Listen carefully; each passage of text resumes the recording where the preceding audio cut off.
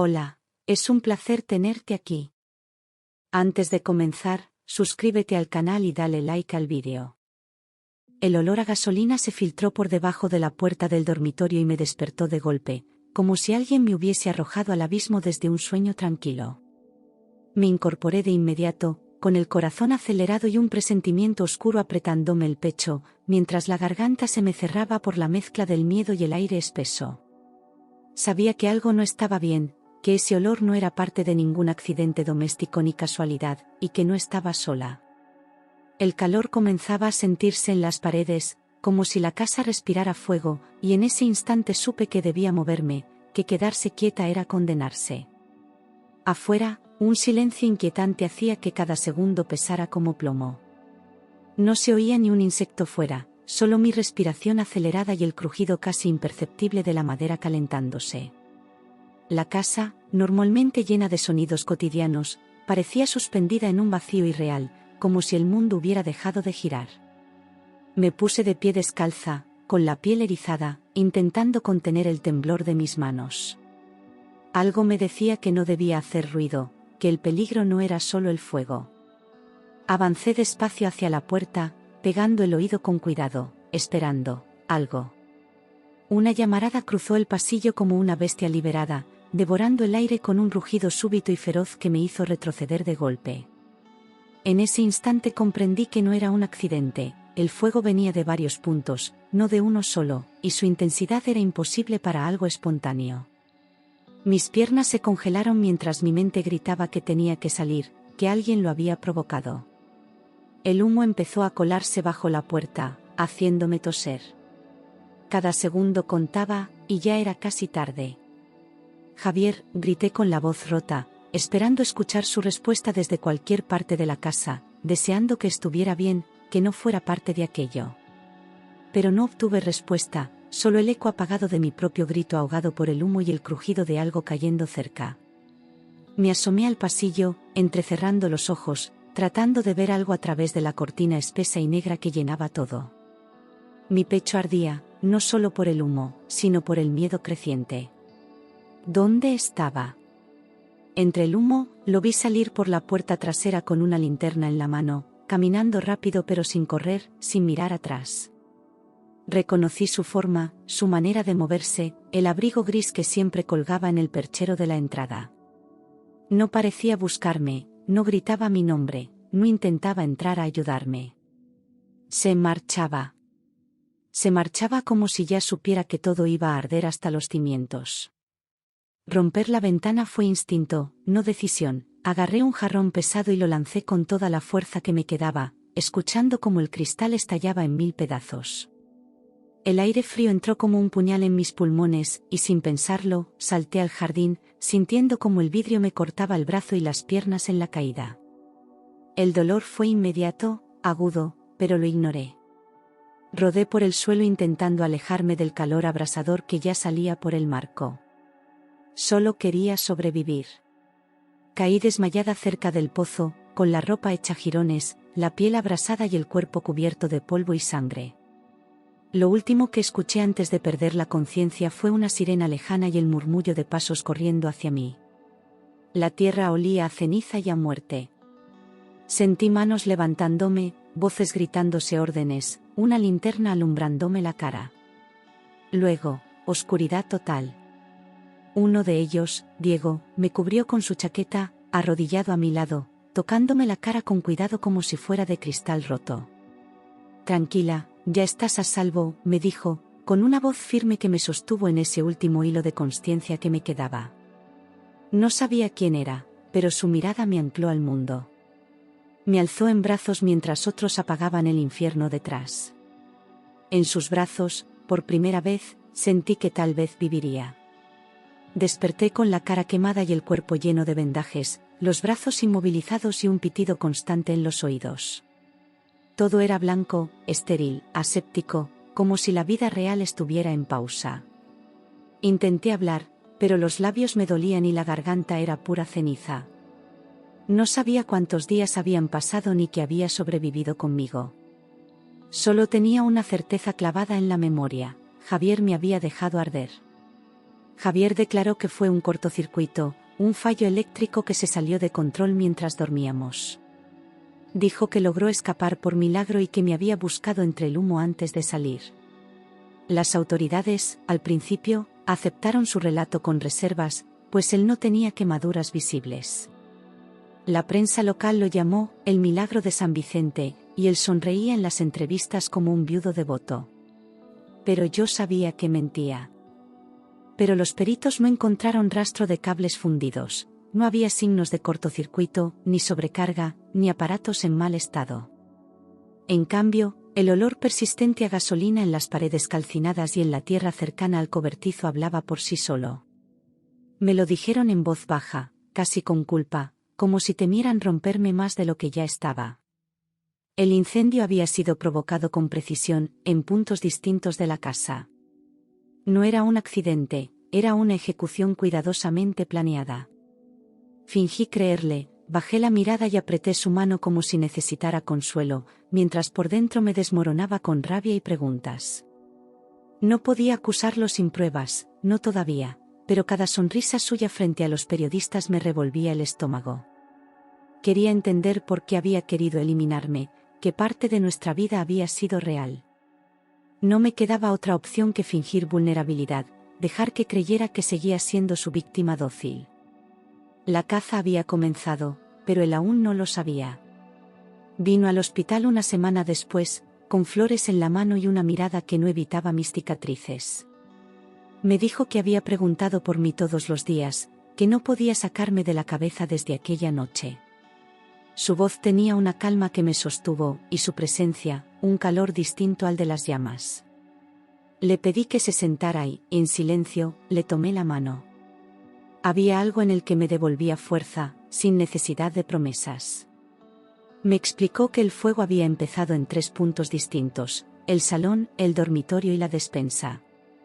Era un patrón deliberado, diseñado para asegurarse de que toda la casa ardiera rápidamente y sin escape posible. Diego lo había visto muchas veces en incendios provocados por fraude o venganza. El suyo era un informe no oficial, pero sus palabras confirmaban lo que yo ya sabía en lo más profundo. Alguien había querido matarme con método y sin dejar huella. Averigüé que Javier había contratado una póliza millonaria a mi nombre un mes antes del incendio, con doble indemnización en caso de muerte por accidente doméstico. Lo hizo sin decírmelo, alegando luego que era una sorpresa por nuestro aniversario. El agente de seguros me miró incómodo cuando le pedí una copia del contrato. Claramente no esperaba que yo siguiera viva. Todo estaba perfectamente diseñado para que él cobrara. Lo único que arruinó su plan fue que yo respirara. Descubrí que su secretaria, Lucía, lo visitaba todos los días mientras yo estaba ingresada, entrando con comida, ropa y una sonrisa que no necesitaba explicación. Una enfermera me lo dijo sin malicia, como quien comenta un hecho cualquiera, sin saber que me estaba enterrando otro puñal. Pedí acceso a las cámaras del hospital y ahí estaban, sus manos, sus besos, su intimidad descarada. No habían esperado ni una semana para mostrarse como lo que eran. Ya no era solo un intento de asesinato. Era traición total. Propuse a Diego ayudarme a reunir pruebas, sabiendo que él era la única persona en quien podía confiar. No dudó en decir que sí, pero añadió con seriedad que necesitaba dinero. Su hermano menor estaba en lista de espera para una operación urgente. Sus palabras no fueron una condición, sino una verdad dura que compartió sin vergüenza. Lo miré a los ojos y asentí, sabiendo que nuestras heridas podían convertirse en fuerza. No era solo mi vida lo que estaba en juego ahora. Tu venganza, mi millón, dije, sin temblar, y Diego asintió con un medio gesto que selló nuestro pacto. Si lográbamos probar que Javier había provocado el incendio, él iría a prisión y yo obtendría algo de justicia. Parte del dinero de la venta de la finca quemada serviría para salvar a su hermano. Era un trato limpio, claro, nacido del dolor compartido. No buscábamos revancha, buscábamos verdad, redención y una segunda oportunidad. Cuando volví a casa, Javier fingió preocupación ante los vecinos, abrazándome con fuerza y diciendo cosas como, «Gracias a Dios estás viva», con lágrimas forzadas. Su actuación era perfecta, me recibía como un esposo amoroso, tomaba mi maleta, acariciaba mi rostro vendado y lloraba frente a todos. Pero sus ojos estaban vacíos cuando nadie miraba, y su abrazo duraba solo lo justo para parecer real. Dentro de mí, algo se endureció para siempre. Ya no volvería a ser la misma. Lloraba frente a todos, llamándome mi pobre mujer, mientras ya vivía con Lucía, aunque nadie lo supiera oficialmente.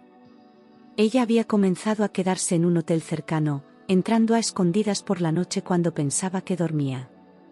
Yo los escuchaba hablar en susurros, reírse en la cocina, vivir como si la casa les perteneciera.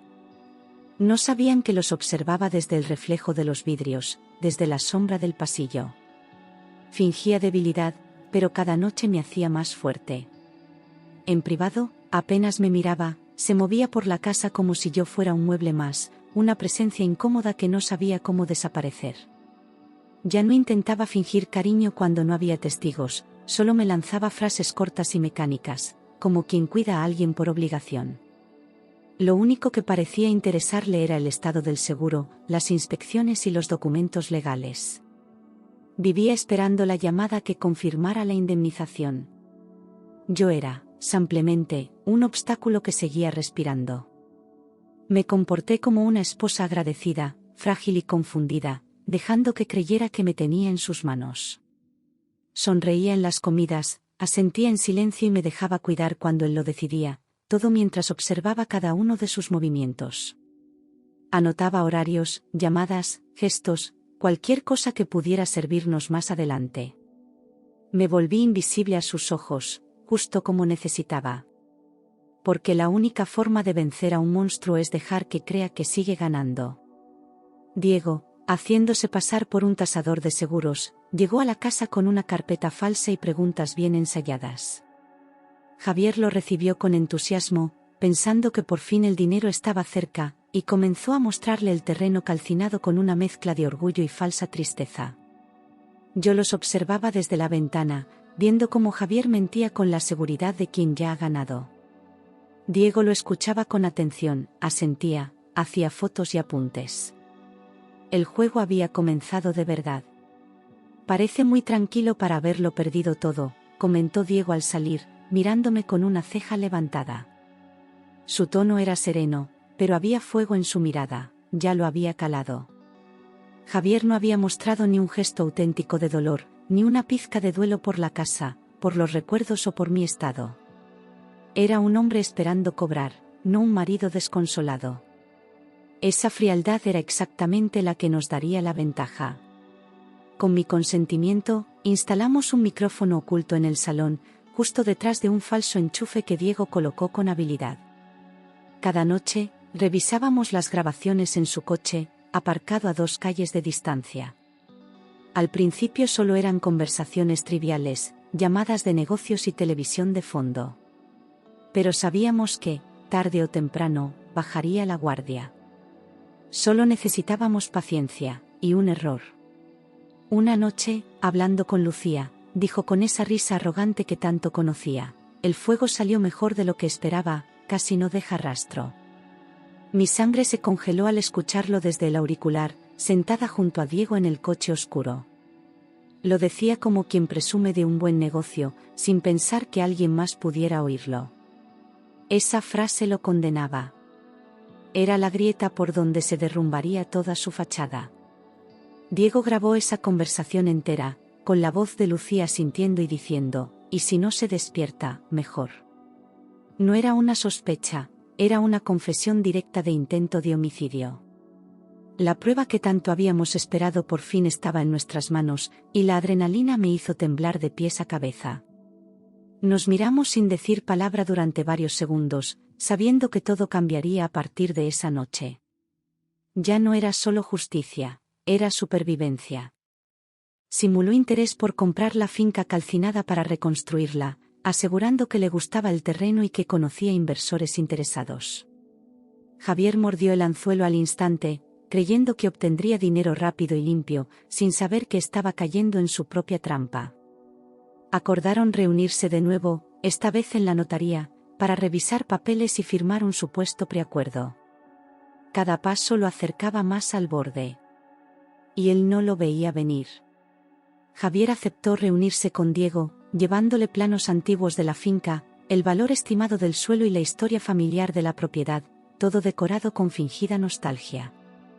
Hablaba como si la casa hubiera sido un santuario, como si le doliera venderla, como si detrás de esa fachada aún quedara algo humano. Pero sus ojos se iluminaban cada vez que mencionaban cifras. No era dolor, era codicia disfrazada de pérdida. Mientras tanto, recopilé facturas de gasolina a su nombre, transferencias sospechosas, correos entre él y Lucía, y copias de la póliza millonaria. Cada documento era una pieza del rompecabezas que construía el retrato de un asesino elegante, metódico y sin remordimientos. No dejé huecos, no hubo cabos sueltos. Quería que cuando lo enfrentaran, no pudiera moverse sin hundirse más. Porque esta vez, el fuego no lo salvaría. Lo quemaría por dentro. Descubrí que Javier había retirado todos nuestros ahorros y los había transferido a una cuenta a nombre de Lucía, una semana antes del incendio. No había dejado ni un euro, como si ya hubiera previsto mi ausencia definitiva. Vi los movimientos bancarios impresos, uno tras otro, y sentí que me temblaban las manos de pura rabia. No solo intentó matarme, se llevó cada parte de mi vida como si le perteneciera. Era una ejecución financiera, tan fría como su mirada. Diego insistió en actuar con cuidado. Si te descubre, puede volverse peligroso, me dijo con una seriedad que no había usado antes. Ya no era solo un plan encubierto, era una cacería donde cualquier paso en falso podía costarme la vida. Me pidió que no me enfrentara directamente, que siguiera fingiendo hasta el final. Sabía que Javier no era impulsivo, pero sí letal si se sentía acorralado. Había que acabarlo sin que viera venir el golpe. Javier me ofreció una infusión, para dormir mejor, sonriendo con una dulzura que me revolvió el estómago. Nunca antes se había preocupado por mis noches, ni por mis dolores, ni por nada que no fuera él mismo. Vi cómo la preparaba, cómo removía lentamente con una cucharilla de plata, cómo la colocaba delante de mí con la calma de un depredador. Mi intuición gritaba que algo no estaba bien. Y esta vez, decidí escucharla. Recordé el incendio, su silueta saliendo por la puerta trasera, su frialdad en el hospital, la póliza, la cuenta, la amante. Todo se juntó en un segundo y sin hacer ruido, vertí el contenido de la taza en el fregadero mientras él se distraía encendiendo un cigarro. Luego llené la taza con agua del grifo, me senté de nuevo y fingí beber, con el corazón martilleando dentro del pecho. Si pensaba drogarme, esta vez no funcionaría. Lo vería caer despierta. Creyendo que dormía, lo escuché hablar por teléfono desde el pasillo. Esta vez no fallará, ya está todo listo. Su voz era baja, pero clara, y cada palabra era una confirmación de que el infierno aún no había terminado. Hablaba con Lucía, como siempre, como si fueran reyes de una tragedia que solo ellos conocían. Reían al final de la llamada, como si planear mi muerte fuera un juego íntimo. Cerré los ojos y respiré hondo, ahora tenía lo que necesitaba. Llamé a Diego de inmediato, con las manos temblando pero la voz firme. Va a intentarlo esta noche, está convencido de que no sospecho nada. No hubo espacio para dudas ni planes lentos. Me pidió que saliera de la casa sin hacer ruido y lo esperara fuera, donde ya había alertado a los bomberos y a la policía. Era el momento de cerrar el círculo, de atrapar a Javier con las manos llenas de su propia culpa. Nada podía salir mal ahora. Los bomberos y la policía acudieron fingiendo una revisión rutinaria de seguridad, alegando que era parte del proceso de inspección tras incendios recientes en la zona. Javier los recibió sorprendido pero sin rechistar, tratando de mantenerse tranquilo. Yo observaba desde el jardín, detrás de un seto, con el pulso acelerado. Sabía que bastaba una mirada mal dada para que él supiera todo. Pero no lo sospechó. No esa vez. Encontraron una garrafa de gasolina detrás del cobertizo, cubierta por una lona sucia y parcialmente enterrada. No tenía sentido que estuviera allí si no era para repetir lo mismo, para iniciar otro incendio, esta vez sin testigos incómodos. Uno de los bomberos la alzó con una mueca de incredulidad, y los agentes se miraron entre sí sin hablar. Javier intentó acercarse, preguntar qué pasaba, pero lo mantuvieron apartado. La escena hablaba sola. Javier se puso nervioso, intentando justificarlo con torpeza, diciendo que era para limpiar herramientas viejas del jardín. Su voz temblaba, algo que nunca había visto en él, y los ojos ya no tenían aquella frialdad controlada. Tropezaba con las palabras, evitaba las miradas, y cada explicación lo hundía más. Por primera vez, lo vi pequeño, atrapado, incapaz de inventar una salida que lo salvara. El cazador se convertía en presa, y lo sabía. Es para limpiar herramientas, repitió ante los agentes, sabiendo que nadie le creía, que la escena entera lo contradecía. Las herramientas estaban oxidadas, olvidadas, cubiertas de polvo, sin uso desde el incendio. No había trapos, ni guantes, ni restos de limpieza, solo una garrafa llena de intención.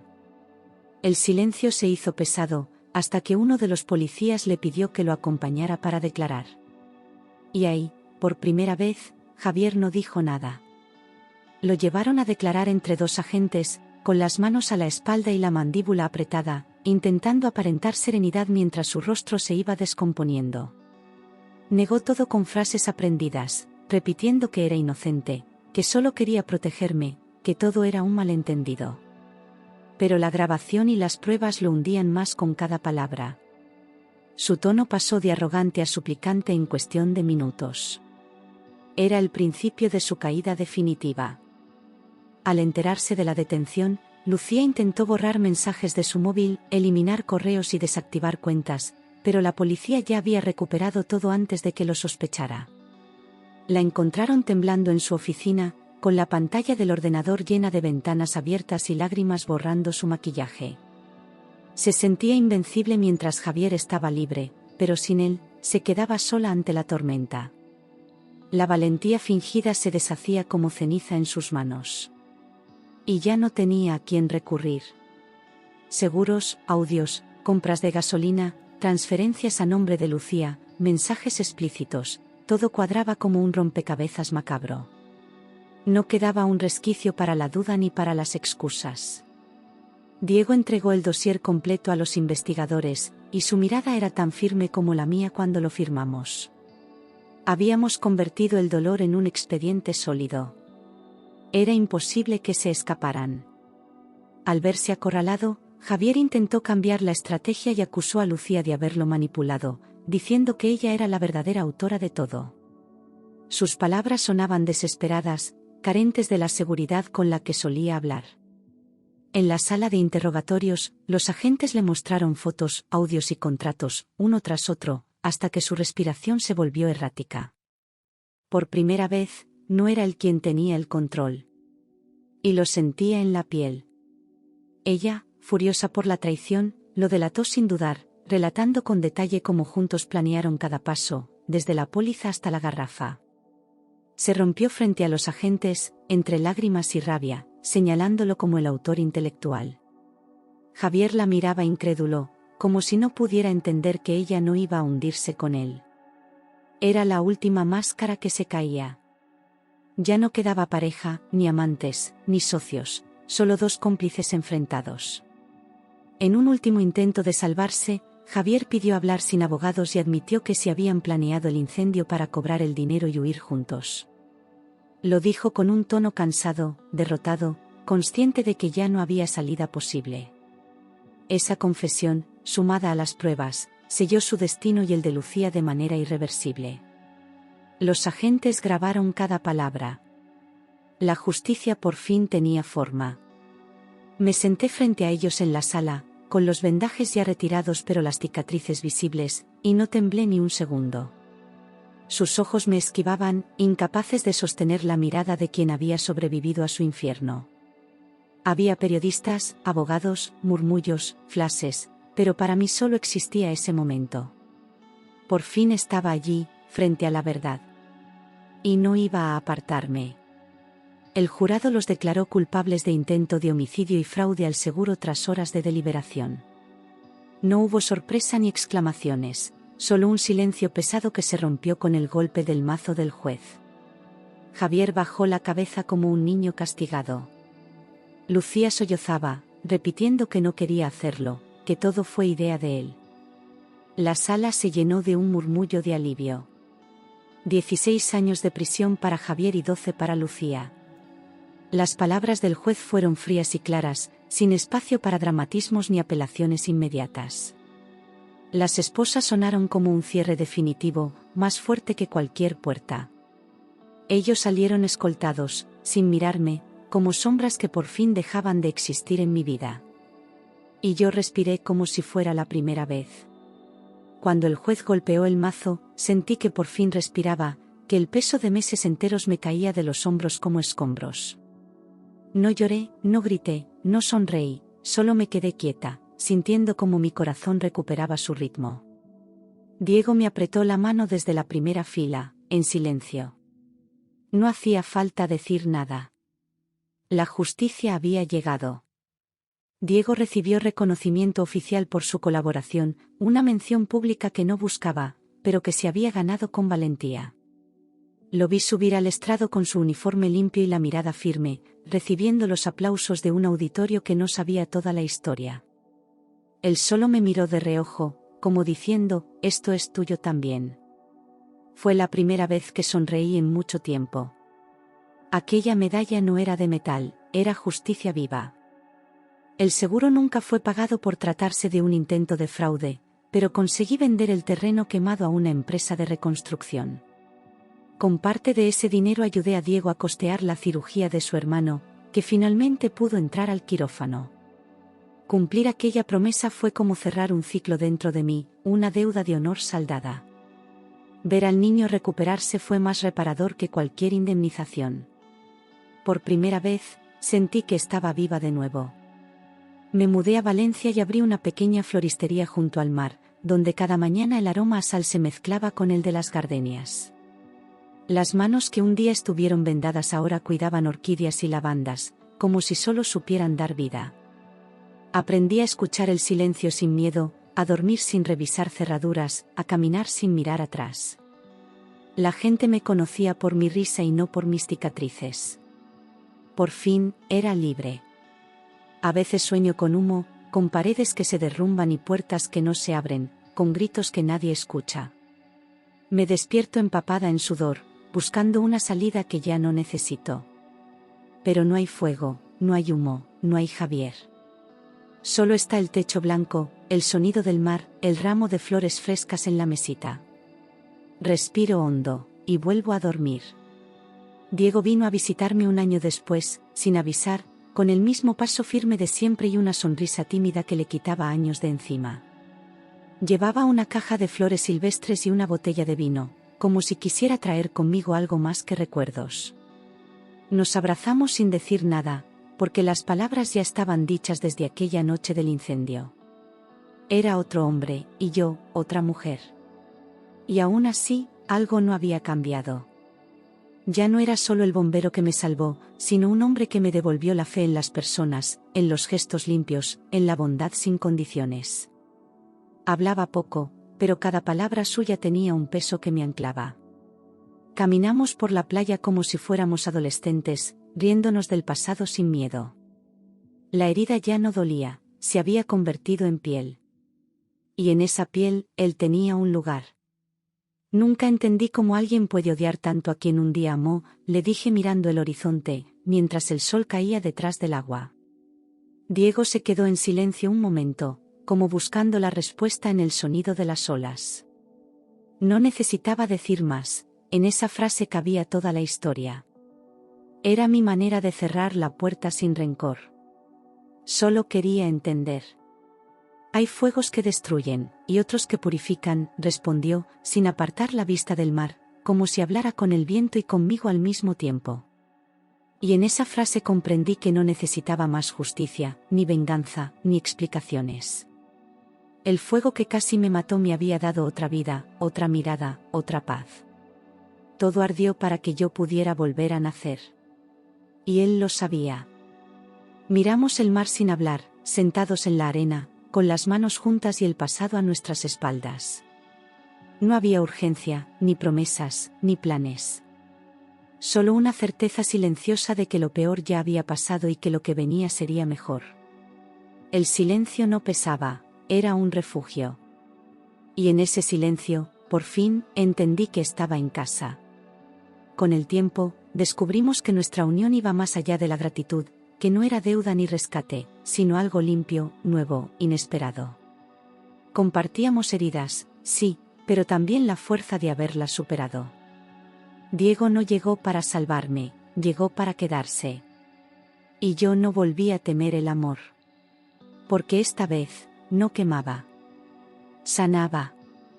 Nos casamos en una ceremonia sencilla, rodeados de amigos, flores de mi tienda y el murmullo del mar como testigo. No hubo discursos largos ni grandes lujos, solo miradas cómplices, risas sinceras y un silencio profundo al intercambiar los anillos. Diego me besó con la misma calma con la que siempre me miró, como si supiera que este momento era el final perfecto de nuestra tormenta. Bailamos descalzos sobre la arena, con música suave y los pies mojados por la marea. Aquella noche no hubo sombras, solo luz. Hoy vivimos en la misma casa que reconstruimos juntos, con nuestros 2 hijos corriendo entre las flores que planté donde antes hubo cenizas. El jardín brilla cada tarde cuando el sol lo toca, y en ese instante, recuerdo lo lejos que llegamos. A veces me detengo en silencio, los observo jugar, y pienso que no sobreviví al fuego, renací con él. La cicatriz en mi mejilla ya no duele, es solo un recordatorio de que lo perdí todo, para ganar lo más importante. Porque a veces, el fuego no destruye, enseña a empezar de nuevo. Los niños preguntan por qué las paredes del fondo tienen fotos antiguas de una casa distinta, y les cuento la historia sin dramatismo, como una lección de vida. No omito los detalles, pero los lleno de esperanza. Les digo que incluso cuando parece que todo se quema, a veces es solo el mundo empujándonos a cambiar. Me escuchan con los ojos grandes, sin miedo.